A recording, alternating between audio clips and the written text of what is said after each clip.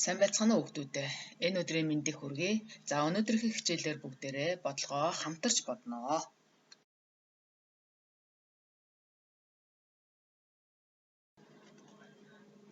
За бодлого 1. За 2 тооны нийлбэр 992. Нэг нь нөгөөгөөсөө 3 дахин их бол тоо тус бүрийг олоорой гэсэн бодлого өгдөжээ.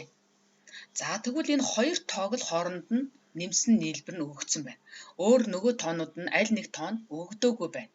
За тэгвэл бүгдээрээ нэг нь нөгөөгөөс 3 дахин их гэсэн энэ зураглалыг дэвтэртээ хийгээрэй хүүхдүүдээ. За түүнийг яаж зураглаж болох вэ?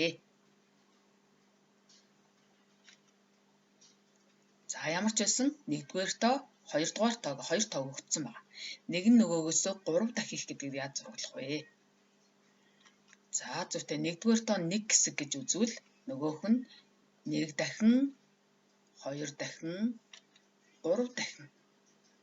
За энэ хоёр нийлээл 992 байгаа хнэ. За тэгвэл нэг тоо нөгөө хоёр тоо нь ерөөсөө мэддэхгүй байгаа шүү дээ. Харин энд дандаа тэнцүү хэсгүүд байна. За эхэнд нь болохоор 1 хэсэг байна. Нөгөө талд нь нөгөө тоо нь 3 хэсэг байна. Тэгвэл нийт хэдэн хэсэг байгаа юм болоо хүүхдүүдээ? Зүйтэй нийт 4 хэсэг байна. Өөрөөр хэлбэл энэ 4 хэсэг зүйл нийлээл 992 болж байгаа юм бол нэг хэсэг нь хэд вэ гэдгийг олохын тулд яаж бодох вэ? Зүйтэй 992-оо 4 тэнцүү яах нь хувааж өгнө. Тэгвэл нэг хэсэг нь гарч ирэх нэ. За би дагаад хуваагаараа хүүхдүүдээ. Эхлээд 9-ийг 9 дотор 4 багтана тийм ээ. За багшаасаа төрүүлээд хуваацсан байхаа гэж бодож байна.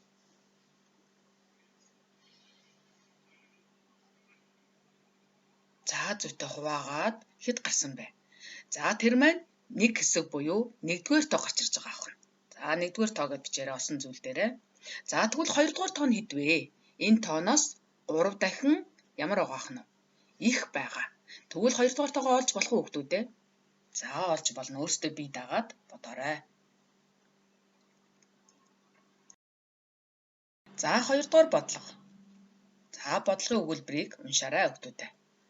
Хашаан дотор туулай дахианаас 6 дахин бага байв. Тэд нийлээд 84 байгаа бол тус бүр хэдэн дахиа хэдэн туулай байна вэ гэсэн бодлого өгсөн байна. За тэгвэл ямар ч байсан хашаан дотор туулай дахиа 2 байгаа юм байна. Харин туулай нь дахианаас 6 дахин бага. Өөрөөр хэлбэл 6 хуваасны 1-тэй тэнцүү байгаа юм байна. За энэ бодлого мөн л нийлбэр нь өгөгдсөн. Харин туулай дахиад аль нэг нь огт өгөгдөөгүй байна.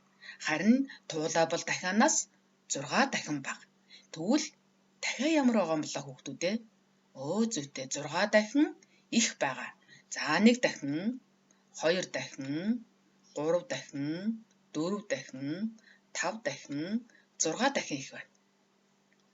За одоо энэ хоёр нийлээд 84 байгаа хнэ. Нийлээд 84. Өөрөөр хэлбэл энэ хэсгүүд нийлээд 84. За тэгвэл туулай бол 1 хэсэг. Харин дахиа бол 6 хэсэг байна. Тэгвэл нийт хэдэн хэсэг байгаа юм болоо хүүхдүүдээ? 7 хэсэг. За тэгвэл нэг хэсэг нь хэдтэй тэнцүү вэ гэдгийг олохын тулд яах вэ? Зүйтэй. Нийлээд 84 байгаа шүү дээ. Түүнийгээ 7 тэнцүү хувааж өгнө байна. За би дагаад хуваагаараа хүүхдүүдээ.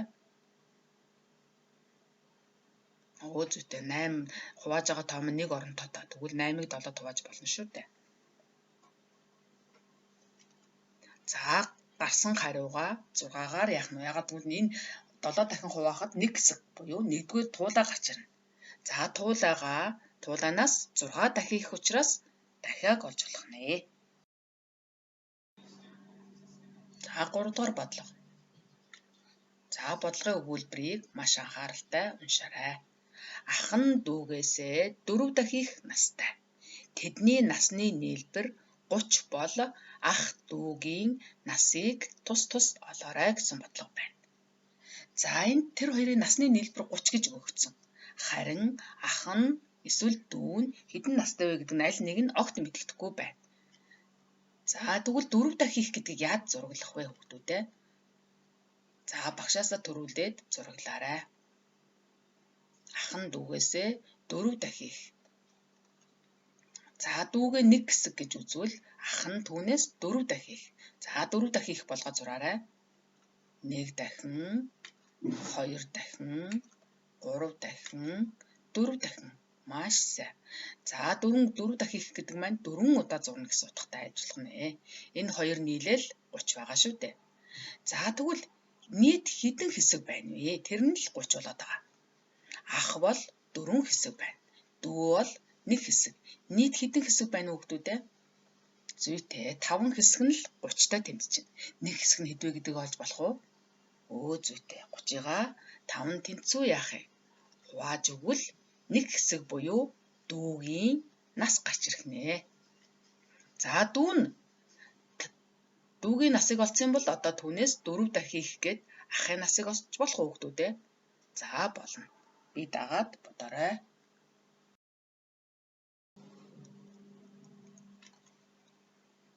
За банан алимнаас 2 дахин их үнэтэй.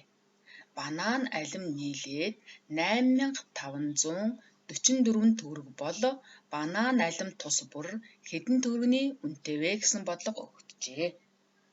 За энд тэр хоёр бананы нийт үн мэдэгдэж байгаа. Харин банан алим 2 бол аль нэг нь огт өгдөөгүй байна.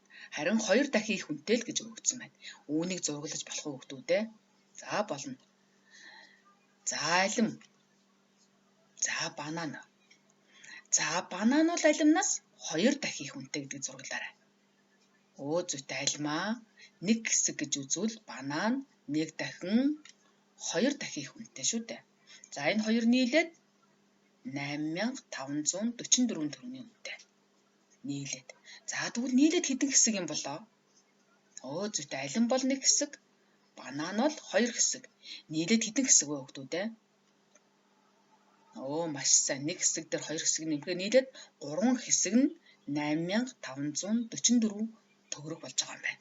Тэгвэл 1 хэсэг нь хэдэн төгрөг вэ гэдгийг олохын тулд зүйтэй их сайн. 8544-өө тэнцүү 3 хэсэгтэй яах юм? Хувааж өгнө. Тэгвэл 1 хэсэг буюу тэр 1 хэсэг гэдэг маань юу гарч ирж байгаа юм болоо? Зүйтэй алимны үн гарч ирэх нь. Алимны үн. Алимны үнийг олсон бол одоо бананы үнийг олж болох уу хүүхдүүд ээ? Зүйтэй түүнээс 2 дахин ямар байгаа лээ? Их байгаа шүү дээ. За тэгээ өөрөөсөө би дагаад бодоорой.